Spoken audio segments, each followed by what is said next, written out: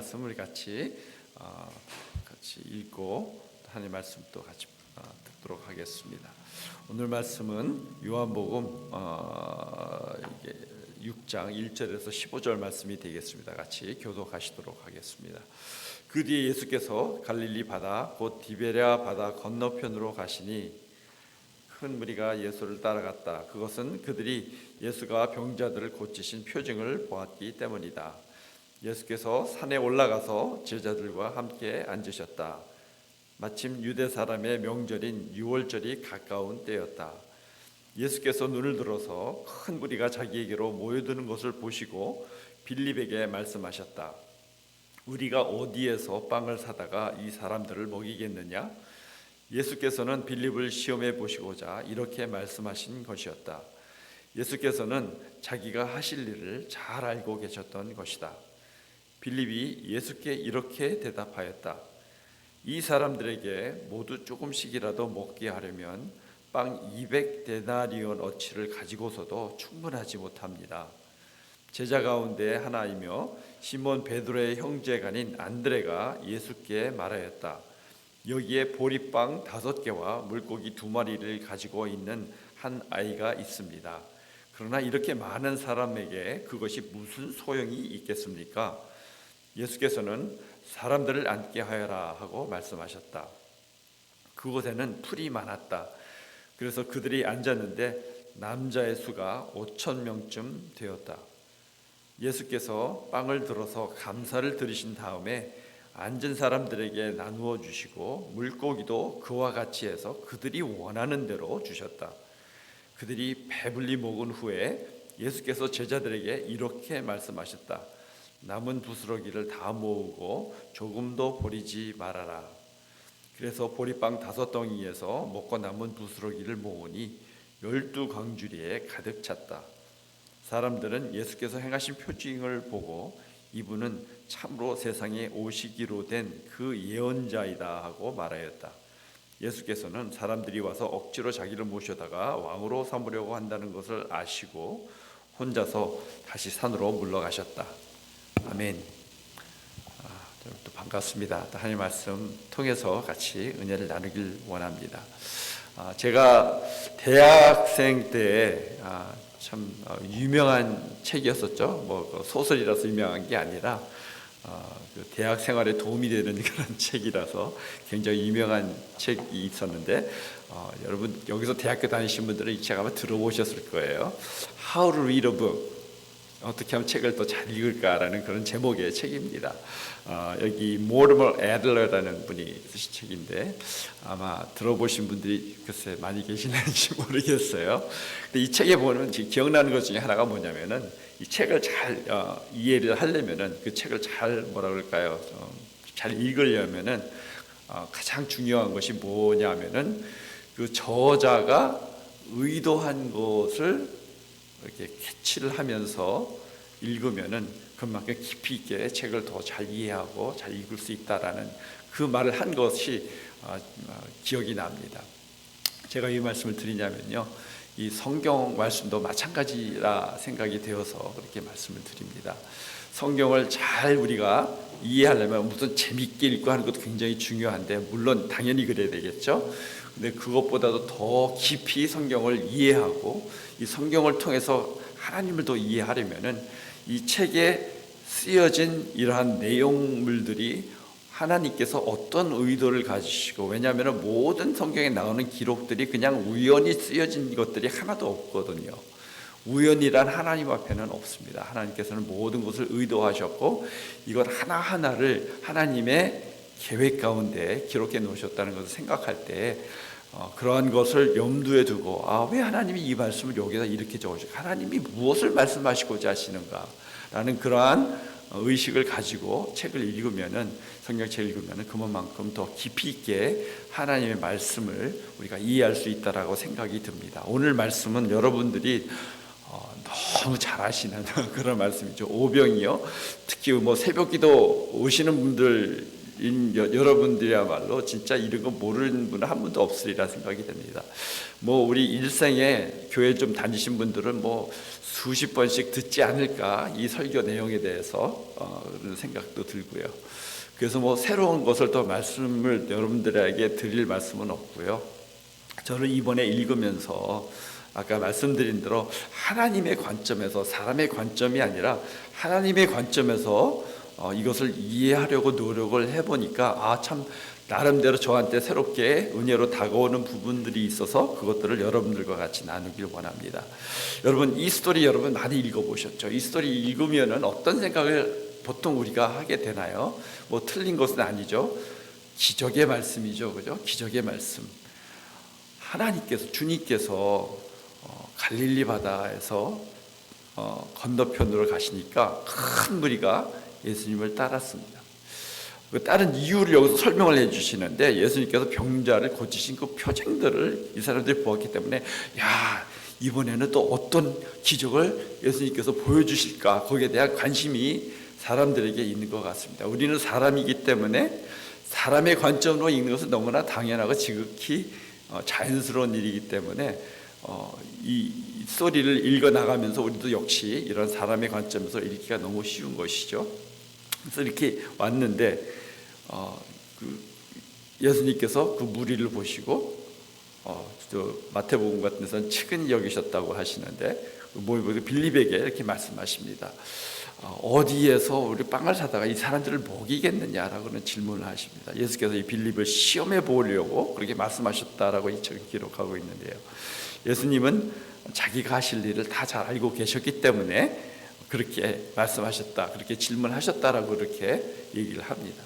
그래서 앉으신 다음에 이제 여러분 스토리 잘 아시니까 물고기 2마리, 빵 5개를 가지고 5,000명, 남자만 5,000명인데 거기에 여자들, 노인들, 아이들 다 치면은 작게는 10,000명에서 많게는 20,000명까지 모였을 그러한 무리다라고 이렇게 얘기를 합니다. 그 많은 사람들을 오병이어를 가지고 먹이신 그러한 사건을 오늘 얘기를 하는 것입니다.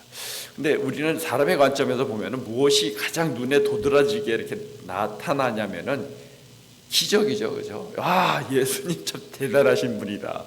어떻게 오병이어를 가지고 이 많은 사람들을 기적적으로 먹이셨나라는 거기에 관심이 많고, 당연히 그렇죠. 우리는 신기한 거니까. 그렇지만은 여러분, 예수님의 관점에서 이 스토리를 제가 한번 이렇게 가만히 이렇게 observe 해보니까 예수님은 어떠셨을까?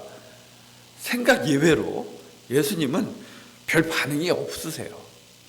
그렇게 하시고, 아까도 얘기했지만 처음에 예수님의 관심은 이 무리들 전체 다 모이고 그런 게 아니라, 예수님의 관심은 누구한테 가 있었냐?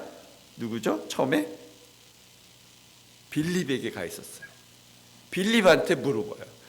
이 많은 사람들이 왔는데 이 많은 사람들을 어떻게 빵을 먹일 수 있겠나 우리가. 그러니까 빌립은 인간적인 생각으로 이 많은 사람들을 먹이려면은 200데나리온이면요, 이거는 엄청난 돈이에요. 상상할 수 없는 그렇게 큰 돈. 상상을 해보세요. 20,000명을 먹이려고 한다면은 얼마나 큰 돈이 필요했겠어요. 자기가 그런 돈이 없는데 이것은 다시 얘기하면 불가능한 것입니다라고 이렇게 대답을 하는 것이죠. 그래서 그런 예수님의 관점은 그 무리들, 그 기적을 베푸시고 이미 다 알고 계셨기 때문에, 어떻게 하실 걸 다 알고 계셨기 때문에 빌립을 테스트하고자 하는 거기에 관심이 있으셨고요. 이것이 다 일어난 후에 예수님께서 제자들에게 이 빵들을 다 모으라, 버리지 말고 모으라 라고 그렇게 얘기를 하십니다. 근데 여러분 생각해 보시죠. 왜 그러셨을까? 예수님이 나중에 너 얼마나 남은 거 봤지? 내가 얼마나 대단한 사람, 그러시려고 하신 것 같지는 않고요, 그죠? 왜 그러셨을까? 라는 그런 질문을 안 할 수가 없는 것이죠. 근데 이것은 제가 보는 관점에서는 예수님께서 이 스토리를 통해서 뭔가 말씀을 하시길 원하시는데, 이 관중, 이 모인 사람들에게는 관심이 전혀 없었어요. 왜냐하면 나중에 예수님의 이런 모습을 보시고 놀라가지고서는 와, 이런 분이면 우리의 의식주를 다 해결할 수 있는 분이시다. 이분이야말로 우리의 왕이 되실 분이다 하면서 왕으로 추앙을 하려고 억지로 잡아다가 그렇게 하려고 하는 걸 아시고 예수님께서는 피하시잖아요. 그러니까 관심이 다른 데 있는 것이 아니라 예수님의 관심은 이 제자들에게 있었다라는 것을 우리가 기억을 해야 됩니다. 기적, 여기서 나오는 이 기적. 근데 지난번에도 제가 말씀드렸죠. 기적을 여기서는 기적이라고 하지 않고 표징이라고 그렇게 얘기를 하는데, 지난번에도 말씀드렸듯이 표징은 영어로 얘기하면 사인입니다. 사인, 그죠? 사인은 뭔가요? 사인은 어떤 메시지가 있다라는 것이죠. 지나가다가 스탑 사인을 딱 보면은 메시지가 있는 거죠. 여기서는 서라라고 하는 그런 메시지가 있는 것과 마찬가지로 이런 기적의 이런 행위들을 통해서 이 요한복음에 총 7개가 나오는데 이게 4번째 기적인데 가장 가운데 있는 것이죠. 가장 중요한 것이라고 볼 수가 있습니다.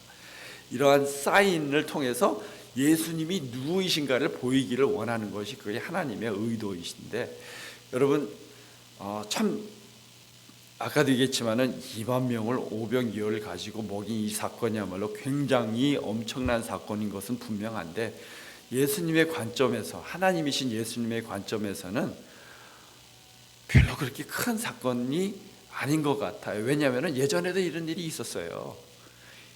언제 그랬죠? 광야 생활 때 이스라엘이 출애굽해서 40년 동안 광야 생활할 때, 이때는 2만 명을 한 끼 먹이신 사건이지만은 그때는요 40년을 몇 끼 해결하셨던 그 하나님이신데, 이거는 진짜 좀 막말로 세 발의 피라고 그러나요? 껍딱지라고 그러나요? 아무것도 아니죠. 2만 명 한 끼 먹이는 건 하나님한테는 아무것도 아닌 것이기 때문에 예수님의 관점에서 보면은 야, 그거 아무것도 아니야, 그렇게 하실 수 있다라는 것이죠.